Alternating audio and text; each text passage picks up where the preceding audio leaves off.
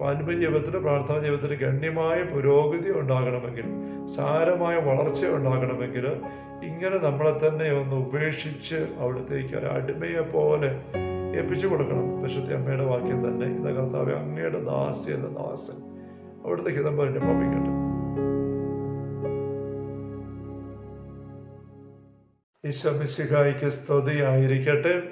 ഈശോയേറ്റ സ്നേഹിക്കപ്പെട്ട സഹോദരരെ, ആഭ്യന്തര കർമ്മി ആത്മീയതയുടെ 248 സെഷനാണല്ലോ ഇത്. 7-ാം സന്ദർഭത്തിലെ 22-ാമത്തെ വിചിന്തനവും. Hallelujah, hallelujah. 7-ാം സന്ദർഭത്തിലെ 4 അധ്യായങ്ങൾ, 4-ാമത്തെ അധ്യായത്തിന്റെ 8-ാമത്തെ ഖണ്ഡികയിലാണ് നമ്മൾ പറഞ്ഞു നിർത്തിയത്. തന്നിഷ്ടത്തെ ജയിക്കണം, സമ്പൂർണ്ണമായിട്ട് സ്വയം ഉപേക്ഷിക്കണം എന്ന് പറഞ്ഞിട്ട് മദ്രസ്യ അതിനുള്ള വളരെ കരുത്ത് പകരുന്നൊരു അനുഭവമാണ് ക്രൂശിതനായ ഈശോയെ നോക്കുക. ക്രൂശരൂപത്തെ നോക്കുമ്പോൾ സ്വയം ഉപേക്ഷിക്കേണ്ട ഉദാത്ത മാതൃക അവിടെ കാണാനായിട്ട് പറ്റും. ഇപ്പോൾ ക്രൂശരൂപത്തിനുമേ ദൃഷ്ടി ഉറപ്പിക്കുക. മറ്റ് സമസ്തവും നിസ്സാരം എന്ന് നിങ്ങൾക്ക് അനുഭവപ്പെടും. മറ്റ് സമസ്തം എന്ന് പറയുന്നത് നമുക്ക് ഉപേക്ഷിക്കാൻ, മാറ്റിവെക്കാൻ പറ്റുകയില്ല എന്ന് നമ്മൾ വിചാരിക്കുന്നതായ ഏത് കാര്യമല്ല, സമസ്ത കാര്യങ്ങളും നമുക്ക് മാറ്റിവെക്കാവുന്നതേ ഉള്ളൂ എന്ന് നമുക്ക് തിരിയും. മാറ്റിവെക്കാൻ മേലാത്തായിട്ട് ഒന്നുമില്ല, ദൈവത്തെ പറ്റി ഉപേക്ഷിക്കാൻ പറ്റിയാലാത്തായിട്ട് ഒന്നുമില്ല, സമസ്തം ഉപേക്ഷിക്കാം എന്നുള്ള ഒരു ബോധ്യം നമുക്ക് കിട്ടും ക്രൂശിൽ നോക്കി ധ്യാനിച്ചാൽ. കർത്താവ് തന്റെ സ്നേഹം പ്രകാശിപ്പിക്കുന്നത് ഇത്ര വിസ്മയനീയമായ സഹനങ്ങളും വഴിയാണെങ്കിൽ വാക്കുകൾ കൊണ്ട് മാത്രം അവിടുത്തെ തൃപ്തിപ്പെടുത്താമെന്ന് നിങ്ങൾക്ക് വ്യാമോഹിക്കാമോ? ഈശോ അല്ല, ദൈവം നമ്മളെ സ്നേഹിക്കുന്നത് വാക്കുകൾ കൊണ്ട് മാത്രമല്ല, അതിനേക്കാൾ ഉപരിയായിട്ട് പ്രവൃത്തി കൊണ്ടാണ്, ഈശോയുടെ ജീവിതം കൊണ്ടാണ്, സ്വയം ബലിയായിക്കൊണ്ടാണ്. അങ്ങനെ ജീവിതം കൊണ്ട് തന്നെ തന്നുകൊണ്ട് നമ്മുടെ നിരക്കുള്ള സ്നേഹം ഈശോ പ്രകടിപ്പിച്ചിട്ടിരിക്കെ, നമ്മൾ ഈശോയോടുള്ള സ്നേഹം, ദൈവത്തോടുള്ള സ്നേഹം പ്രകടിപ്പിക്കുമ്പോൾ വാക്കുകൾ മാത്രം മതിയോ? പോരാ, പ്രവൃത്തികൾ വേണം. നമ്മുടെ ജീവിതത്തെ ബലിയാക്കി കൊടുക്കണം ഈശോയെ പോലെ എന്ന് മദ്രസ്യ പറയുകയാണ്. കർത്താവ് തന്നെ സ്നേഹം പ്രകാശിപ്പിക്കുന്ന ഇത്ര വിസ്മയനീയമായ സുഹൃതങ്ങളും സഹനങ്ങളും വഴിയാണെങ്കിൽ വാക്കുകൾ കൊണ്ട് മാത്രം അവിടുത്തെ തൃപ്തിപ്പെടുത്താമെന്ന് നിങ്ങൾക്ക് വ്യാമോഹിക്കാം. അത് വ്യാമോഹം മാത്രമാണ്. യഥാർത്ഥമായ ആധ്യാത്മികത്വം എന്തിലടങ്ങിയിരിക്കുന്നുവെന്ന് നിങ്ങൾക്കറിയാമോ? ദൈവത്തിന് സ്വയം അടിമയാക്കുന്നതിലും അവിടുത്തെ വിശുദ്ധ കുരിശന്റെ അടയാളത്താൽ സ്വയം മുദ്രിതമാക്കുന്നതിലും. ദൈവത്തിന് സ്വയം അടിമയാക്കുക, സംഭവനോട് കീഴ്പ്പെടുത്തുക. പരിശുദ്ധ അമ്മ പറഞ്ഞു, ഇതാ കർത്താവേ, അങ്ങയുടെ ദാസി, അങ്ങയുടെ അടിമ, അങ്ങയുടെ ദാസി, അവിടുത്തെ ഇഷ്ടം പോലെ എന്നെ ഭവിക്കട്ടെ. അപ്പോൾ അവിടെ സ്വയം അടിമയാക്കുന്നതിലും അവിടുത്തെ വിശുദ്ധ കുരിശിൻ്റെ അടയാളത്തെ സ്വയം മുദ്രിതമാക്കുന്നതിലുമാണ് കുരിശിൻ്റെ ചൈതന്യം എടുക്കുക. നമ്മുടെ സ്വാതന്ത്ര്യം മുഴുവനും അവിടത്തേക്ക് അർപ്പിച്ചു എന്നത്ര ഇതിൻ്റെ അർത്ഥം. നമ്മുടെ സ്വാതന്ത്ര്യം മുഴുവൻ അവിടത്തേക്ക് അർപ്പിച്ചു എന്നാണ് ഈ 2 കാര്യം ചെയ്യുമ്പോൾ അതിൻ്റെ അർത്ഥമായിട്ട് വരുന്നത്. തന്നിമിത്തം ലോകം മുഴുവൻ്റെയും അടിമകളായി അവിടെ നമ്മെ വിറ്റുകൊള്ളട്ടെ. ഇനി അവിടെ നമ്മുടെ ജീവിതത്തെ എങ്ങനെയും കൈകാര്യം ചെയ്തു കൊള്ളട്ടെ. ലോകത്തിന് മുഴുവൻ അടിമയായിട്ട് നമ്മൾ കൊടുക്കുകയാണ്. ആർക്ക് നമ്മളെ അധിക്ഷേപിക്കാനോ പീഡിപ്പിക്കാനോ നിന്ദിക്കാനോ എങ്ങനെ പെരുമാറാനോ.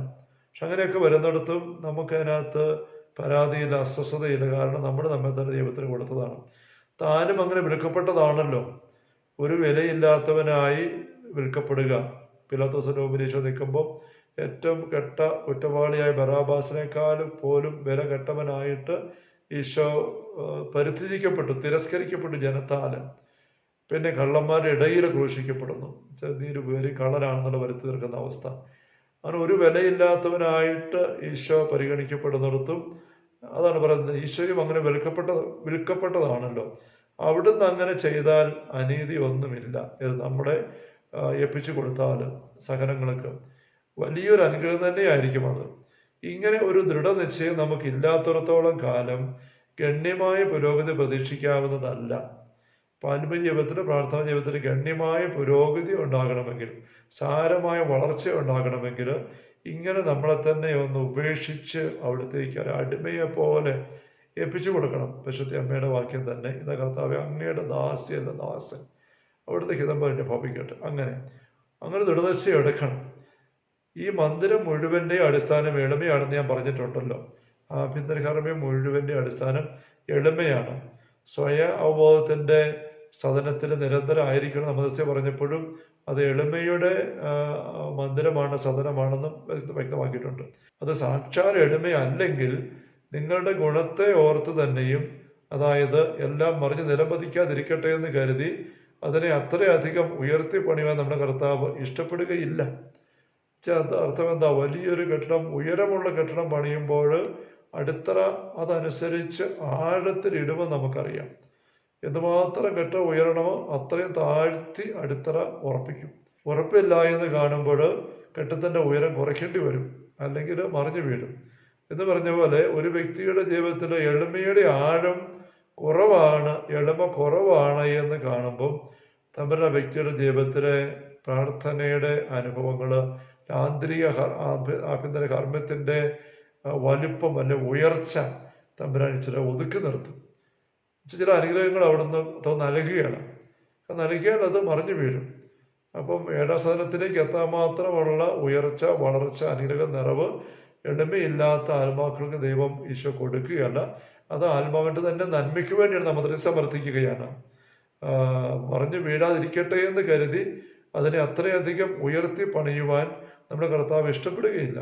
ആകയാൽ സഹോദരിമാരെ, നല്ല അടിസ്ഥാനം ഇടണമെന്ന് നിങ്ങൾക്ക് താല്പര്യമുണ്ടെങ്കിൽ എല്ലാവരിലും താഴ്ന്നവളാകാനും സകലരുടെയും അടിമയാകാനും ശ്രമിക്കുക. വലിയ ആഭ്യന്തര കർമ്മ്യം പടുത്തുയർത്താനായിട്ട് ആത്മീയജീവിതം ഒത്തിരി ഉയർത്താൻ ആഗ്രഹിക്കുന്നുണ്ട് എങ്കിൽ ഏറ്റവും താഴ്ന്നവളായി എല്ലാവരുടെയും അടിമയാകാനുള്ള മനസ്സോടെ ആയിരിക്കുക. ക്രിസ്ത്യനായിട്ട് ഡയറിയിൽ ഞാൻ മഠത്തിൻ്റെ വാതൊക്കെ കിടക്കുന്ന ചവിട്ടി ആയിരുന്നോളാം, എല്ലാവരും ചവിട്ടി തൂത്ത് കയറി പൊക്കോട്ടെ എന്ന് എഴുതിയിരിക്കുന്ന വായിക്കുകയുണ്ടായി. ചവിട്ടിയാൽ ആരും നോക്കുപോലുമില്ല, കയറാൻ നേരത്ത് തൂത്തം കയറി പോവുകയുള്ളൂ. എല്ലാവരും അതിനെ ചവിട്ടി തൂത്തോട്ടെ, അതാണ് ക്രിസ്ത്യനായി എഴുതിയിരിക്കുന്നത്. എന്ന് പറഞ്ഞാൽ ഈശോ പറയുന്നത് തന്നെയാണ്. മറ്റുള്ളവരെ സന്തോഷിപ്പിക്കുവാനും അവർക്ക് സേവനമനുഷ്ഠിക്കുവാനുമുള്ള സന്ദർഭങ്ങളും മാർഗങ്ങളും സദാ അന്വേഷിക്കുകയും ചെയ്യുക. നമ്മുടെ സന്തോഷം മാറ്റിവെച്ചിട്ട് അവർക്ക് സന്തോഷം കൊടുക്കാൻ, അവർക്ക് സേവനമനുഷ്ഠിക്കാനുള്ള അവസരം അന്വേഷിക്കുക. ഇപ്രകാരം പ്രവർത്തിക്കുന്നത് കൊണ്ട് അവർക്ക് എന്നതിനേക്കാൾ കൂടുതൽ പ്രയോജനം നിങ്ങൾക്ക് തന്നെ ആയിരിക്കും. പെട്ടെന്ന് കാണുമ്പോൾ ആൾക്കാർ ഓർക്കുമല്ലോ, അവരോർക്കും നിങ്ങൾ അവർക്ക് സേവനം ചെയ്ത് കൊടുക്കുകയാണെന്ന്. യഥാർത്ഥത്തിൽ അവർക്ക് എന്നതിനേക്കാൾ നിങ്ങൾക്കായിരിക്കും കൂടുതൽ പ്രയോജനം കിട്ടാൻ ഇടവരുന്നത്. ആത്മീയമായിട്ട് ഇങ്ങനെ കരുത്ത് കിട്ടുന്നതുകൊണ്ട് അടിത്തറയ്ക്ക് നല്ല ഉറപ്പുണ്ടാകും, കർമ്മ്യം വീഴുകയുമില്ല. നല്ല ഉറപ്പുള്ള അടിത്തറ, അടിയിൽ നല്ല ഫൂട്ടിങ് ഇട്ട് വാർത്ത് കയറുന്ന അനുഭവം ഉണ്ടാകും. അങ്ങനെ ഈശോ പറയുന്ന പോലെ വചനത്തിൽ അടിത്തറയിട്ട് പണിയുന്ന വീട് കാറ്റും മഴവെള്ളവും കൊടുങ്കാറ്റും എല്ലാം ഉണ്ടായാലും തിരമാല ആഞ്ഞടിച്ചാലും മറിഞ്ഞ് വീഴുകയില്ല. കാരണം ഉറപ്പുള്ള അടിത്തറ വരെ പണിയപ്പെട്ടിരിക്കുന്നത്. അങ്ങനെയുള്ള നിലനിൽക്കുന്ന സൗധത്തിൻ്റെ ഉടമയാകുന്ന അനുഭവം അമദസ്യ പറയുന്നത്. 9-ാമത്തെ ഖണ്ഡിക, ജപധ്യാനങ്ങളിന്മേൽ മാത്രം അടിസ്ഥാനം ഇടുന്നത് കൊണ്ട് മേൽ പറഞ്ഞതെല്ലാം സമ്പൂർണ്ണമാവുകയില്ലെന്ന് ഞാൻ ആവർത്തിച്ച് പറയുന്നു. അപ്പോൾ കുറേ ജപങ്ങൾ, പ്രാർത്ഥനകൾ ചൊല്ലിക്കൂട്ടുന്നത് കൊണ്ട് മാത്രം ഇത് അടിത്തറ കിട്ടുകയില്ല. സുഹൃതങ്ങൾ സമ്പാദിക്കാതെയും അവ അഭ്യസിക്കാതെയും ഇരുന്നാൽ നിങ്ങൾ ഒരിക്കലും വാമന രൂപം വെടിഞ്ഞ് വളർച്ച പ്രാപിക്കുകയില്ല. നിങ്ങളിങ്ങനെ വരണ്ട അവസ്ഥയിൽ മുരണ്ടിരിക്കും, വളർന്ന് കയറി വരികയില്ല. വാമന രൂപം, ചെറിയ രൂപം, മുരടിച്ച രൂപമാണ്, അതിനകത്ത് കയറി വരികയില്ല. ഇപ്പം സുഹൃതങ്ങൾ അഭ്യസിക്കണം. ഏറ്റവും വലിയ സുഹൃതം എളിമ, താഴ്മ, സ്നേഹം, അങ്ങനെയുള്ള സുഹൃതം അഭ്യസിക്കണം. അങ്ങനെ മുരടിച്ചെങ്കിലും നിന്നെങ്കിൽ ദൈവത്തിന് നന്ദി പറയാമായിരുന്നു. ഇനി ആത്മീയ ജീവിതത്തിൽ വേറെ അപകടം കൂടെ ഉണ്ട്.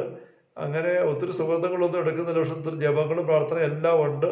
അവിടെ ഞാൻ ഒത്തിരി വളരുന്നില്ലെങ്കിലും എനിക്ക് കുഴപ്പമില്ല, ചില വാമന രൂപത്തിൽ അല്ലെങ്കിൽ മുരടിച്ച അവസ്ഥയിൽ നിന്നോട്ടെ, അത്രയെങ്കിലും ഉണ്ടല്ലോ എന്ന് കരുതാൻ ചിന്തിച്ചു കഴിഞ്ഞാൽ അതങ്ങനെ നിന്നിരുന്നെങ്കിൽ നന്നായിരുന്നു ഇപ്പോൾ ഉള്ള അവസ്ഥയിൽ. പക്ഷെ കുഴപ്പം എന്താണ്? പക്ഷേ വളരാതെ നിൽക്കുന്നവർ അല്പീഭവിക്കുകയേ ഉള്ളുവെന്ന് നിങ്ങൾക്ക് അറിയാമല്ലോ. വളരാതെ നിൽക്കുന്നവർ അല്പീഭവിക്കുകയേ ഉള്ളൂ. തിരുവനന്തപുരം പഠിപ്പിക്കുന്ന നമുക്കറിയാം, ഉള്ളവന് വീണ്ടും നൽകപ്പെടും, ഇല്ലാത്തവരിൽ നിന്ന് ഉള്ളതുപോലെ എടുക്കപ്പെടും. അപ്പോൾ അല്പം മാത്രമായിട്ട് നിൽക്കുന്ന വ്യക്തിക്ക് ഉള്ളതുപോലെ ഇല്ലെന്നായി പോകും. അങ്ങനെയാണ്. സ്നേഹത്തിൻ്റെ കാര്യമാണെങ്കിൽ ഒരേ നിലയിൽ തുടരുക അസാധ്യമെന്നത്ര എൻ്റെ അഭിപ്രായം.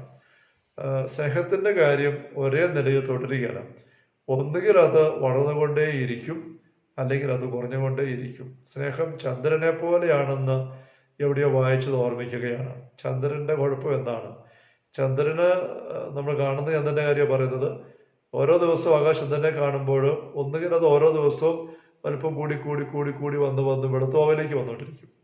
അതല്ലെങ്കിൽ അത് വലുപ്പം കുറഞ്ഞ് കുറഞ്ഞ് കുറഞ്ഞ് കുറഞ്ഞ് കുറഞ്ഞ് കറുത്തവാവിലേക്ക് പോകും, ഇല്ലായ്മയിലേക്ക് പോകും. ഇതിലേതെങ്കിലും അവസ്ഥയല്ല അള്ളാഹ് അതിനെ കാണുകയാണ്. കറുത്തവാവ് വെളുത്തവാവ് അങ്ങേറ്റം ഇങ്ങേറ്റം ഉണ്ട്, ശരിയാണ്. പക്ഷെ അടുത്ത ദിവസം ചേഞ്ചിലേക്ക് വരികയാണ്. അപ്പം സ്ഥിരമായിട്ട് നിൽക്കുകയാണ് എന്ന് പറഞ്ഞ പോലെയാണ് സ്നേഹവും. അപ്പം അത് പരസ്പര നമ്മുടെ സ്നേഹങ്ങളുടെ കാര്യം മാത്രമല്ല, ദൈവത്തോടുള്ള സ്നേഹം അങ്ങനെയാണ്. ഒന്നുകിൽ ദൈവത്തോടുള്ള നമ്മുടെ സ്നേഹം കൂടി കൂടി കൂടി കൂടി കൂടി വന്നുകൊണ്ടേയിരിക്കും, അല്ലെങ്കിൽ ആ സ്നേഹം കുറഞ്ഞ് കുറഞ്ഞ് കുറഞ്ഞ് പോയിക്കൊണ്ടേയിരിക്കും. അപ്പോൾ നമ്മൾ കുറഞ്ഞു പോകുന്ന അവസ്ഥ നമ്മൾ കുറച്ച് കളയാൻ ആഗ്രഹിക്കുന്നില്ലെങ്കിൽ പോലും ഉണ്ടാവും, വർദ്ധിപ്പിക്കുന്നില്ല എങ്കിലും. അല്പമേ ഉള്ളൂ നമ്മുടെ സ്നേഹമെങ്കിൽ ആ അവസരം നിൽക്കുകയല്ല, കുറച്ചുകൂടി സ്നേഹം കുറഞ്ഞു കുറഞ്ഞു പോകും. അപ്പം അങ്ങനെ കുറഞ്ഞു പോകാതിരിക്കണം എന്ത് ചെയ്യണം? സുഹൃതങ്ങൾ അഭ്യസിക്കണം. അതിനുള്ള മാർഗം എന്താണ്? എളിമയിൽ ആഴപ്പെടുക, അതിനുള്ള അവസരങ്ങൾ ബോധപൂർവ്വം കണ്ടുപിടിക്കുക. പ്രത്യേകിച്ചും നമ്മൾ ഒരുമിച്ച് ജീവിക്കുന്ന ആൾക്കാരുടെ കൂടെ ആയിരിക്കും ഏറ്റവും താഴ്ന്ന വ്യക്തി താഴ്ന്ന അവസ്ഥയിൽ ആയിരിക്കാനുള്ള സന്നദ്ധത എടുക്കുക. എങ്കിൽ മാത്രമേ നമ്മൾ വളരുന്ന ആളുകളായിട്ട് മാറുകയുള്ളൂ. അല്ല നമ്മൾ വളരുന്നില്ല, തളരുന്നുമില്ല, അങ്ങനത്തെ ഒരു അവസ്ഥ നിൽക്കുക, നടന്നുകൊണ്ടേയിരിക്കും. Hallelujah, hallelujah, hallelujah. കർത്താവേ, ശമിശിഹായുടെ സമൃദ്ധമായ കൃപയും അനുഗ്രഹങ്ങളും പിതാവായ ദൈവത്തിൻ്റെ അവർണനീയമായ സ്നേഹവും പരിശുദ്ധാത്മാവായ ദൈവത്തിൻ്റെ നിരന്തരമായ സഹവാസവും സ്നേഹമുള്ള സഹോദരങ്ങളെ നാം ഓരോരുത്തരോടും കൂടെ എല്ലാ ദിവസങ്ങളും കൂടെ ഉണ്ടായിരിക്കട്ടെ, ഇപ്പോഴും എപ്പോഴും എന്നേക്കും. ആമേൻ. ഈശോ മിശിഹായ്ക്ക് സ്തുതിയായിരിക്കട്ടെ.